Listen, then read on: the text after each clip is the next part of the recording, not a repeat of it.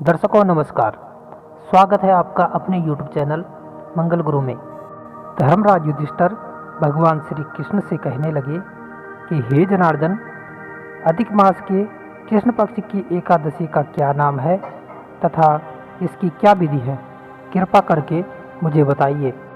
भगवान श्री कृष्ण बोले कि हे राजन, अधिक मास में कृष्ण पक्ष में जो एकादशी आती है उसे परमा, पुरुषोत्तमी तथा कमला एकादशी के नाम से जाना जाता है।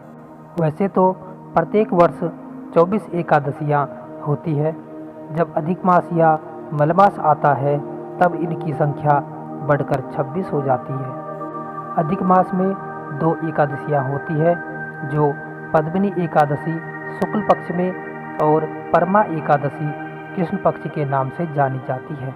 इसके पश्चात भगवान श्री कृष्ण व्रत कथा और विधि बताते हैं। काम्पिल्य नामक नगरी में सुबोध नामक एक ब्राह्मण अपनी पत्नी के साथ निवास करता था। ब्राह्मण बहुत धर्मात्मा था और उसकी पत्नी पतिव्रता स्त्री थी।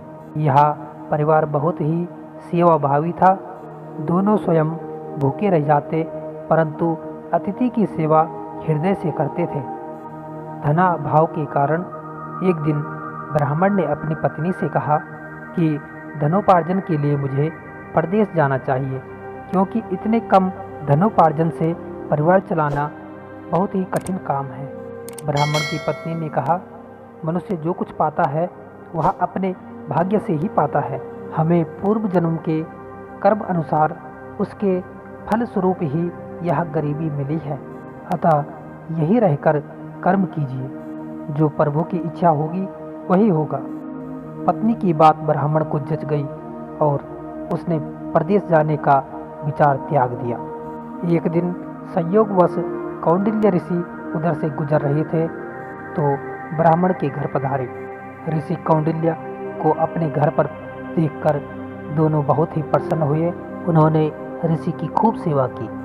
उनका सेवा भाव देखकर ऋषि काफ़ी खुश हुए और उन दोनों पति पत्नी ने महर्षि से पूछा कि हे मुनिवर, गरीबी दूर करने का कोई उपाय बताइए।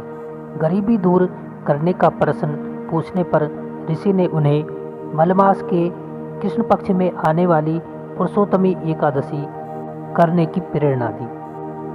व्रती को एकादशी के दिन स्नान करके भगवान विष्णु के समक्ष बैठकर हाथ में जल एवं फूल लेकर संकल्प करना चाहिए। इसके पश्चात भगवान की पूजा करनी चाहिए। इसके बाद ब्राह्मणों को भोजन करवाकर दान दक्षिणा देकर विदा करने के पश्चात व्रती को स्वयं भोजन करना चाहिए। उन्होंने कहा, इस एकादशी का व्रत दोनों रखें।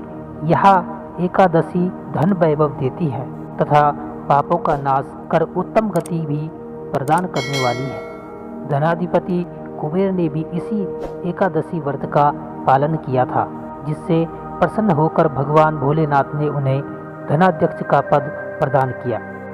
ऋषि की बात सुनकर दोनों अति आनंदित हो उठे और समय आने पर सुमेधा और उसकी पत्नी ने विधि पूर्वक इस एकादशी का व्रत किया, जिससे उनकी गरीबी दूर हो गई और पृथ्वी पर काफ़ी वर्षों तक सुख भोगने के पश्चात वे दोनों पति पत्नी भगवान विष्णु के उत्तम लोक को प्रस्थान कर गए।